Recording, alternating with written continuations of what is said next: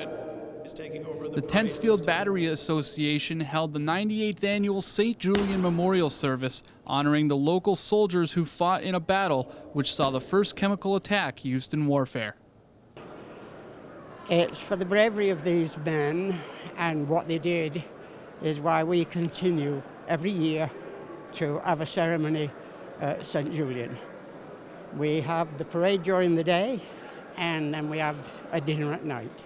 Literally, the French-Algerian division on their left, as a result of a major gas attack, literally disappeared. And so you have in the middle of this battle a major hole that was filled by the Canadian division, and in that the action of 10 Battery was to help defend that flank, indeed to push off some enemy attacks that were coming in.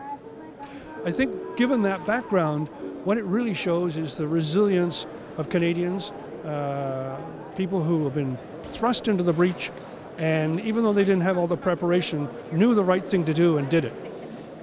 98 years after the Battle of St. Julien, members of the 10th Field Battery continued to serve our country.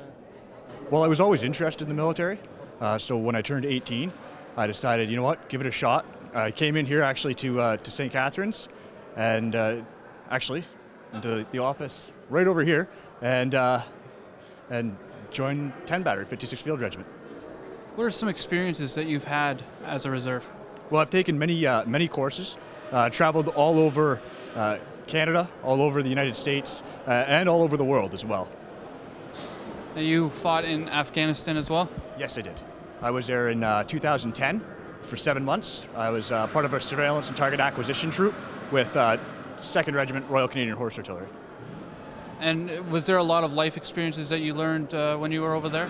Yeah, I'd certainly say so. It was definitely a learning experience. Got to make really good friends and learn a lot of I guess things you wouldn't see in Canada particularly. A lot of cultural experience as well.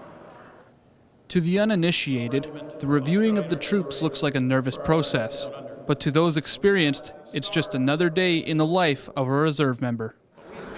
No, I've been doing this for just over 6 years, so I've gone through countless inspections like this. I will admit the first time, it was a little bit nerve-wracking, but then you go through it over and over and over again, and it just it sort of becomes a normal thing in the life of the Army. Really, it's in my role as the father figure, the head of the regimental family, is to really understand the people, where they come from, what they do, and particularly for units like this, or reserve units, the kinds of professions they come from and their involvement, short-term, long-term, in the regimental family. Because it's part of my job to support them and to encourage them to, in their service to do more, or to continue with the support that they're giving. So it's really not just a bunch of questions, it's really the start of a dialogue of trying to understand one of the members of the regimental family in terms of what they do. After inspection and the laying of wreaths, those in attendance came together to share a dinner and bond. As gunners, we always regard ourselves as a family. We're a family of gunners. We support each other in any way we can. Once you become a gunner, you are a gunner for life. You may retire, but there's always somewhere you can go, someone you can turn to. So once a gunner, always a gunner.